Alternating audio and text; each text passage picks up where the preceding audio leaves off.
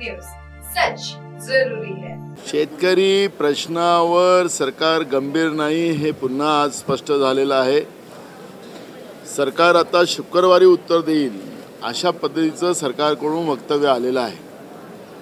महाराष्ट्राचा शेतकरी ज्या दिवसापासूनचं विधानसभेचं अधिवेशन नागपूर या ठिकाणी सुरू झालं, मोठ्या आशेनं या अधिवेशनाकडे लक्ष देऊन आहेत, पण एक एक दिवस वाढून शेतकऱ्यांची चिंता वाढवणं, त्याला पुन्हा आत्महत्येसाठी प्रेरित करणं ही सरकारची भूमिका आहे असं आम्हाला पाहायला मिळते। आज एक मंत्री मगाशी उभे होऊन सांगितले की आम्ही एवढी मोठी घोषणा करणार आहोत की विरोधकही सुद्धा तोंडात बोटं टाकतील। पावसाळी अधिवेशनाची आठवण करून दिली त्या मंत्र्यांना आम्ही, आणि त्यांच्या मतदारसंघातली आठवण करून दिली की पीक विम्यामध्ये कसं या राज्याच्या शेतकऱ्याला आणि राज्याची तिजोरी लुटली जाते आहे, ही आठवण मगाशी आम्ही विधानसभेत करून दिली। पण पावसाळी अधिवेशनामध्ये ज्या घोषणा दिल्या त्या घोषणाचीच अंमलबजावणी हे सरकार करत नाही। आणि आता शुक्रवारी मुख्यमंत्री शेतकरी या अतिवृष्टी आणि या सगळ्या याच्यावरची घोषणा करणार आहेत, ते फक्त घोषणाच राहील काय हे प्रश्न आता आम्हा आणि सगळ्या शेतकऱ्यांच्या मनामध्ये निर्माण झालेले आहेत। आणि म्हणून शेतकरी विरोधी जी मानसिकता भाजप प्रणित महाराष्ट्रातल्या येड्याची सरकारची आहे, त्याच्यातून हे स्पष्ट होते आहे। महाराष्ट्र में जो नागपुर का विधानसभा का अधिवेशन शुरू है, महाराष्ट्र में जो बेमौसम बारिश एक साल के पहले गिरी थी, उसके भी पंचनामे अभी तक हुए नहीं थे। उसके वजह से किसानों को मदद नहीं दी गई। बरसात के मौसम में भी आधे से ज़्यादा एरिया में सूखा रहा, आधे से ज़्यादा एरिया में बाढ़ आई, और वहाँ पर अब भी किसानों को मदद दी गई नहीं। अभी बेमौसम बारिश में जो बचा उचा था वो भी किसान की फसलें पूरी ख़त्म हो चुकी, लेकिन सरकार ने मदद न देने की वजह से महाराष्ट्र में रोज़ एवरेज में 14 किसान आत्महत्या कर रहा है। आज किसानों के बारे में जो चर्चा विधानसभा में रखी गई थी, उसका जवाब अब मुख्यमंत्री आने वाले शुक्रवार को देने वाले हैं। हम सरकार को चाहते कि कल देने से आज ही जवाब दीजिए, पर सरकार विरोधी धोरण जो बीजेपी प्रणीत येड़े की सरकार महाराष्ट्र की है, वो सरकार किसान विरोधी है, और उसका परिणाम आज महाराष्ट्र का किसान भुगत रहा है। और इसलिए ये सरकार का हम और किसान निषेध करते हैं। पुढचे विषय घेण्यापूर्वी आपल्याला सर्वांना कल्पना आहे की आज जुन्या पेन्शन योजनेसाठी जे लाखो कर्मचारी एकवटलेत यशवंत स्टेडियमवर, त्यांनी मला आमंत्रित केलं होतं आणि मी तिथे गेलो। माझे सहकारी नेते आणि आमदार सोबत होते। शिवसेनेने त्यांच्या मागणीला पूर्ण पाठिंबा दिलेला आहे, आणि एवढंच नव्हे तर त्यांच्या लढ्यामध्ये शिवसेना सुद्धा त्यांच्यासोबत राहील हे वचन मी त्यांना दिलेलं आहे।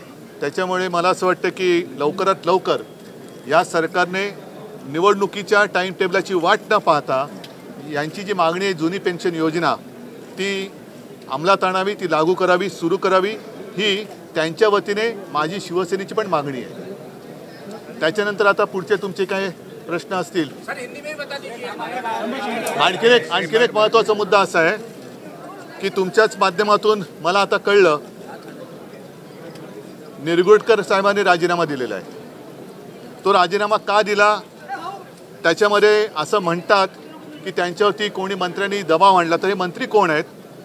आणि आणखीन गंभीर जी बाब मला बातम्यांमधून समजली ती म्हणजे हा राजीनामा काही दिवसांपूर्वी दिला होता, पण तो सभागृहापासून लपवून ठेवला। जर असं जर का असेल तर मग नेमकं याच्या मागे दडलंय काय हे सुद्धा आता उघड झालं पाहिजे। सभागृहापासून कोणतीही माहिती ही लपवण्यात आली असेल तर ती का लपवली त्याचं उत्तर सरकारने दिलं पाहिजे, आणि निरगुडकर साहेबांना सुद्धा राजीनामा देण्याची वेळ कोणी आणली ह्याची सुद्धा चौकशी झाली पाहिजे, ही आमची शिवसेनेची मागणी आहे। नाही, असं दबाव आणून जर का काम करणार असाल तर मग फार्स करता कशाला? म्हणजे खेळाडू पण तुमचे, पंच पण तुमचे, सगळंच तुमचं, कॉमेंट्री पण तुम्हीच करणार, मग मॅच म्हणून खेळता कशाला? ही मॅच नाही आहे, हा कोणाच्या तरी भावनेचा खेळ होतोय, आणि त्या भावनांशी खेळू नका, कारण महाराष्ट्र आज अस्वस्थ आहे। तो अस्वस्थ महाराष्ट्र त्यांचं जर का नीट त्यांच्याशी बोलले नाही, ती जो समाज रस्त्यावरती उतरलेला आहे त्यांच्याशी नीट बोललं गेलं नाही, त्यांच्या मागण्या जर मान्य केल्या गेल्या नाहीत आणि हा जर का भावनेचा खेळ वेळकाढूपणा हे सरकार करत असेल आणि ज्यांना तिकडे एक समिती म्हणून नेमले त्यांच्यावरती मंत्री दबाव आणत असतील, तर मग असे मंत्री त्यांच्याबद्दल काय कारवाई करायची ते सभागृहाने ठरवायचं. पहिली गोष्ट तुम्ही जो आता मला प्रश्न विचारला की 2 मंत्र्यांचा दबाव त्यांच्यावरती आणला असं त्यांनी सांगितलंय. पहिले 2 मंत्री कोण आहेत हे लोकांना कळलं पाहिजे. हो, पण म्हणून हा सरकारी हस्तक्षेप नेमका कोण करते आणि काय करते हे लोकांना कळलं पाहिजे. जनतेच्या भावनेशी खेळू नका. दिशा सालियन प्रकरणामध्ये सरकार SITची स्थापना करते. अच्छा, या बातम्या कोणीतरी तुम्हाला सांगते आणि तुम्ही त्या बातम्या दाखवत आहात. अधिकृत अशी माहिती माझ्याकडे आलेली नाही. ज्या दिवशी ते येईल त्या दिवशी आमच्याकडे जी माहिती आहे त्यांच्याबद्दल जे काल बोललो ती आम्ही उघड करू. मग आजपर्यंत आम्ही एक संस्कृती पाळत आलो. खोटे नाटे आरोप जर तुम्ही आमच्यावर करत असाल तर आमच्याकडे असलेली खरी माहिती हे आम्ही दाखवू. मग ती कुठे कोणाकोणाच्या अंगलट येईल हे याचं त्यांनी ठरवावं. आणि तूर्त मला असं वाटतं की आजचा दिवस हा आनंदाचा आहे. आम्ही तुम्हाला भेटल्यानंतर भुजबळ साहेबांकडे पेढे खायला जाणार आहोत, कारण त्यांची चौकशी अचानक बंद केली गेली.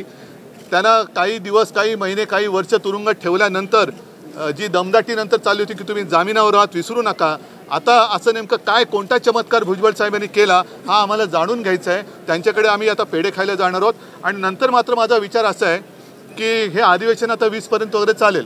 संसदेचं अधिवेशन कधी चालेल, कितपर्यंत चालेल, त्या अधिवेशनानंतर प्रफुल्ल पटेल यांच्याकडे मी जेवायला जाणार आहे. पण त्यांना विनंती करणार आहे की मिरची कम जेवण द्या.